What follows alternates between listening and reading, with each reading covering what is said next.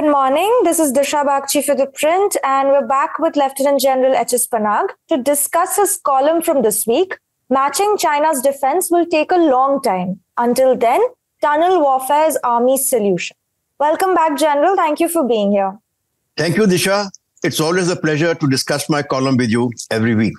So in this week's column, you take a look at a very interesting border defense strategy, which is tunnel warfare, and why India and Indian Army should adopt it immediately to compete with China. So to begin with, given the advances in technology, how has the modern battlefield changed?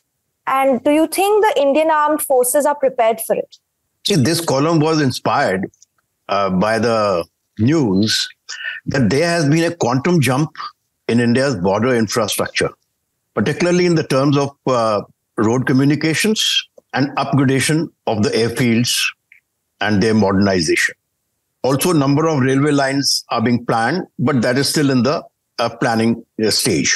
In fact, the Director General of Border Roads said that in 3 to 4 years, we'll catch up with China. However, a comparative survey done by India Today suggests that we still have a long way to go. Be that as it may, there has been a very significant improvement in our border infrastructure. And I think we have met the current needs of the armed forces, and there's ample scope for improvement.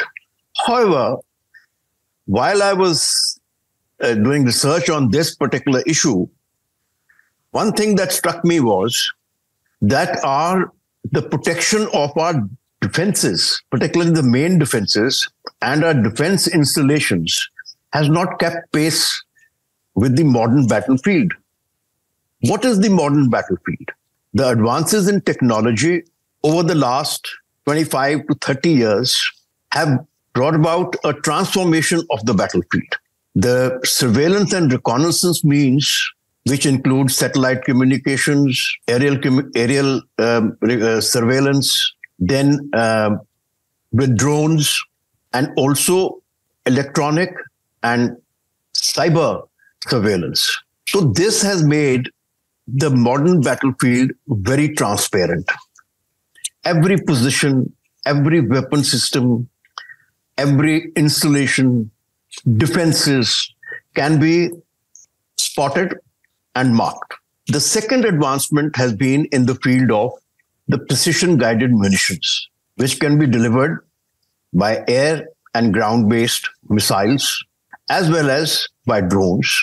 Even modern artillery is based on precision-guided munitions, which was earlier an area weapon. Now, this means that once you have pinpointed a particular installation, which is fixed on the ground, as I mentioned about the transparency, then that can be targeted if it is not adequately protected. And what we are witnessing in Ukraine is a good example of this. Another characteristic of the modern battlefield is that combat, as romanticized by Hollywood movies, Bollywood movies, or whatever it is from whatever reading of the description of the battles, is that a group of men are charging up a hill or charging a position, casualties are taking place, and there's intense close combat. There have been, millions of images that have come out of the Ukraine war. Large forces are involved. Yet, what is absent is there are no images or very few images of close combat. That because of advances in technology, precision-guided munitions, and accuracy of location of the targets, so there is the close combat is more in the nature of mopping up or people walking in after the precision-guided munitions have done their job. Not that Indian Army is unaware of this. We are unaware of this. We know what to do and what not to do. But it's the technology. Firstly, we didn't have the technology as far as precision-guided munitions are concerned and certain means of surveillance and reconnaissance. We have yet to field military-grade drones, which are made in India. And also our surveillance drones, again, are so far we have not made fielded military-grade drones. And when you import these systems from abroad, as you are aware, we are importing both, I think, 35 or so Predator armed drones from United States, and it's going to be at a phenomenal cost. I think the deal is worth about $3.5 billion, and just for 35 platforms. And then there are a whole lot of smaller platforms which we are seeing. So the cost factor and also the development of indigenous technology is taking a long time. But there's a silver lining. Our DRDO has come a long way. And also the private enterprise has shown a lot of what should I say, advancement in field of drones.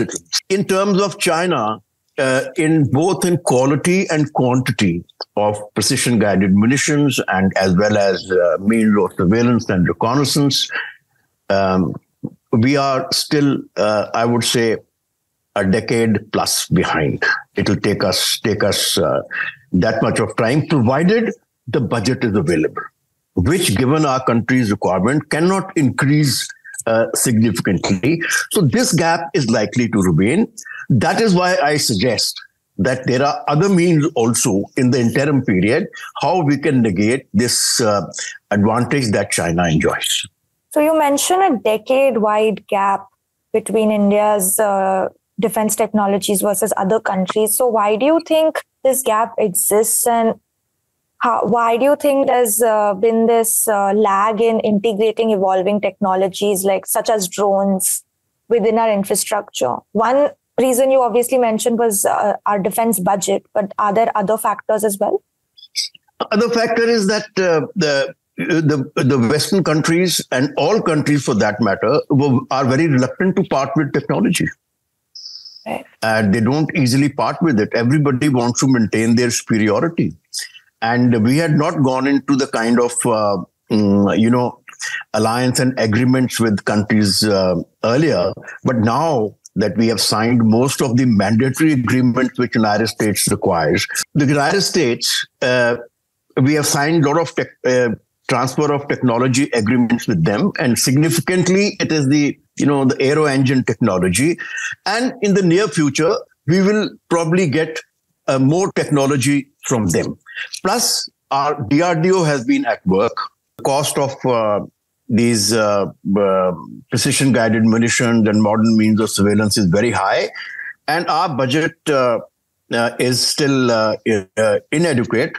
And it is unlikely to increase, in the near future, given our requirements of the nation's development and our state of our economy. Whereas China has got both the money, its budget is 3 times ours, and it has also developed its technology over the years. It's far ahead of us. So that is why this gap of a decade. For now, moving forward, you mentioned that tunnel warfare is something that the Indian Army should adopt. So what do you think are some of the advantages of this defense strategy, and why do you think this domain has remained under-researched and underestimated when it comes to defense strategies? You see, tunnel warfare has been around for 4,000 years. I have given the link in my column, and those interested can read about it. It has been used both by the defender and the attacker, but mostly by the attacker to breach the medieval fortifications, the fort warfare that lasted up to almost 18th century. The whole of 18th century, they were still kind of fort warfare was fought. So you tunneled under them and got into the fort, rather than the walls and the moat were impregnable. So you went underground and went into them. Of course, there were countermeasures also. Now, as the technology advanced and you got the means, the firepower. So tunnel warfare receded into the background. But again, towards the beginning of the 20th century, it again made a comeback, and we saw both during the First World War itself and between the two world wars, the First World War and the Second World War, we saw particularly the defender using tunnel warfare. The French created the Maginot Line, which was a series of defenses connected by underground tunnels, which were thought to be impregnable. So, like this, there have been many other examples. But mobility, ability to maneuver on the battlefield, first with the horse and then with motorized elements, and now with helicopters, it has negated the effect of tunnels which are fixed to the ground. Like I have given the example that in 1940, the Maginot Line was simply bypassed in May by the German Panzer forces. They didn't even touch it. So as long as you can bypass tunnel defenses, their effectiveness gets reduced. However, where there's asymmetry between the attacker and the defender is relatively weak, tunnel warfare can be successfully exploited. In fact, the Chinese were responsible for, once again, its revival, just before the Second World War. And I have given the example of the famous Renzuhang village in the Hebei province of China, when in the Sino Japanese War, which lasted from 1937 to 1945. And this village is today a tourist attraction. 15 kilometers of tunnels were made under the village. And the Japanese tried to capture it, and the guerrillas of the People's Liberation Army and the erstwhile Kuomintang army, and they were fighting together at that time. And so they would emerge from these tunnels and cause immense damage to the Japanese. And today it's a tourist attraction in China. In Korea, again, Chinese, as I said, divided it and have become masters of it. In Korea War, there was 50 to 53 between North and South Korea, and China had intervened on the side of North Korea.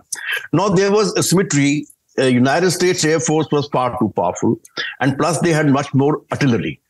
To defeat this, the defenses that were created by the Chinese and the North Koreans were so extensive that for every mile, that is 1.6 kilometer of the front, there were 2 miles, 3.2 kilometers of tunnels under it. And 300 miles of total tunnels were created for 150 kilometers of the front. And even today, tunnel warfare is on between North and South Korea. The South Koreans themselves have created immense tunnels along the 38th parallel. That's the line that divides, the latitude that divides the two countries. In Vietnam, there was this village of Cu Chi, where the Viet Cong, and the North Vietnamese had created extensive tunnel network. The United States built a 1,500-acre base on top of it. And they didn't know there were the tunnels under it. So suddenly the Viet Cong would emerge and cause immense casualties. Finally, the base was abandoned. It's just next to Saigon. And it had to be carpet bombed by the B-52 bombers. Recently, even the Taliban and the IS in Syria, they have used tunnels extensively, and mother of all bombs were used to, flush out the terrorists from there. So there is a phenomenal degree of protection offered by the tunnels, by underground systems, both for defenses as well as for logistic installations. Now, any logistic installation on the modern battlefield, take a petroleum depot. It will be either storage tanks, or it would be in barrels, drums, so which are visible, and all it requires is one missile, incendiary missile, to set it on fire, and an ammunition dump. So all these all need to go underground. Also, the defender, since the attacker has to maneuver out in the open. So on the model battlefield, a defender who's well protected by subterranean defenses, and of course they have to have various outlets from where the defender has to fight. No, he has a distinct advantage because the attacker has to maneuver. He has to advance to capture ground, and the defender who is defending his own ground is at an advantage. Now, same situation prevails between China and India. Now, India is a status quo power. We are not interested in Chinese territory, but Chinese are, and they claim a whole lot of our territory. So, in our main defenses, we are talking of main defense, not temporary. Temporary defense is not practical. We can create such systems and negate the Chinese advantage of precision-guided munitions. So why do you think the Indian Army has been so reluctant to embrace this form of tunnel warfare? You see, not only the Indian Army, I think world over, there are, these days you classify warfare in 5 generations. We'll not go into the details, but the third generation, which began sometime during the Second World War and continued till 2000, dominated, mobility has dominated the battlefield, and mobility in form of motorized elements, mechanized elements who maneuver and get into a position of advantage. And also now the airborne and heliborne mobility. So the static defenses became redundant. And even if there was a continuous belt of static defenses, they were breached at one place, and with sheer mobility and maneuver, the defenses were turned. And this is how but the last famous battle of maneuver was fought in year 1990 in that is Gulf War I, and possibly Gulf War II, you can say, in 2003. Again, it was the where the third generation of warfare reached its ultimate. Now, thereafter, it is from 2000 onwards that this quantum jump in means of surveillance and reconnaissance and precision-guided munitions. So anything in the open is more vulnerable. Anything protected is less vulnerable. Right. Of course, penetrator bombs and all those can be found. Now, since in the subcontinental context, up to 2005 or 6, we didn't require, neither China, Pakistan had those means, nor China had those means. So there was no need to invest into tunnel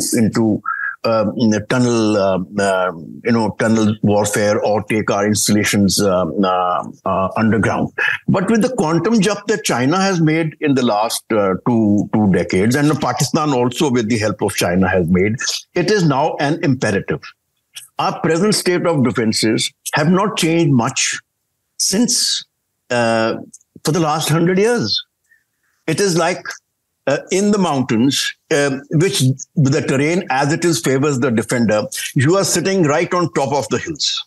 Okay, and the attacker is climbing from the bottom. And these defenses could easily defeat the area weapons.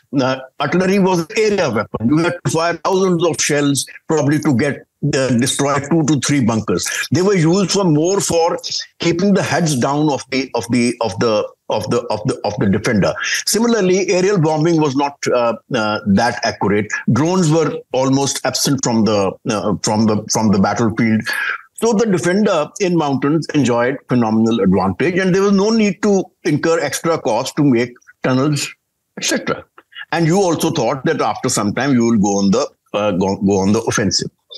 But now with our defenses the way they are today, they stand out like sore thumbs on top of hill features. Even on open source satellite imagery, that is Google Earth and Google Map, a person who is familiar with the terrain can actually identify each and every defenses that are there, particularly on our side. And on Chinese side, it is a little more difficult because, as I mentioned to you, that the Chinese have been using tunnel warfare as far as permanent defenses are concerned, but they have not created very many permanent defenses. There was a recent report of the China creating underground shelters and underground tunnels about 60 to 70 kilometers from opposite the DBO sector. Now, it was much in the news. Why are the Chinese doing it? Probably Indian Air Force has advantage or that has advantage. No, I think every army should go underground and protect its important installations, its missile sites, its headquarters, its logistics. I mean, it stands to good logic. So that's why I said I hope that we have drawn the correct lesson. Currently, we cannot counter the PGMs and the cyber and the electronic surveillance of China. So one way of defending a position is that if you feel that he's going to use PGMs, so you have equal number of PGMs to be used on him. And also similarly, you can also have the same cyber jamming and some electronic jamming capabilities. But as I said, qualitatively and quantitatively, they are at the moment, they are superior. So the effect of PGMs would, to a great extent, be negated if we tunnel into the mountains. And our high altitude terrain, it's rock hard. It's not soft. And especially it becomes harder in winters because even the earth freezes. Right. So all that you have to do is to tunnel into the hilltops. And same goes for our logistics installations, our petroleum depots, which should be in underground pipelines and stored underground, then our ammunition dumps, our headquarters. Imagine a headquarter being targeted, which controls the entire battle, being targeted by precision-guided munitions. We have very little left of it after that. We have not seen the devastating effect of precision-guided munitions. Hundreds of miles away at Sevastopol, that's the port, Ukrainian drones and underwater drones, aerial drones have targeted Russian ships. Recently, the latest attack, a submarine has been damaged, a supply ship has been damaged. So you see, it is there for us to see. And this is a simple and an easy solution. But there's a need to study this in detail. We must see what others have done. We should go and study what has happened. What the Koreas are a very good example.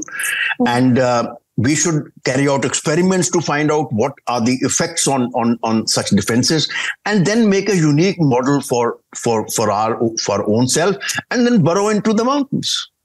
Right. This will negate China's advantage, and plus our main defenses as well as the logistics installations will remain protected. A simple and a cheap solution for a complex problem. Right. Well, thank you, General. I think you brought up some very interesting insights and important points about, firstly, the evolving battlefield and the technologies involved, where India stands and in the Indian Army stands in terms of embracing these technologies, and how the Indian Army can embrace tunnel warfare to kind of negate the impact, the effect of China's growing use of technologies. So for viewers interested in reading the full article by General Panag, the link to it is in our description below. Thank you, and we will see you next week.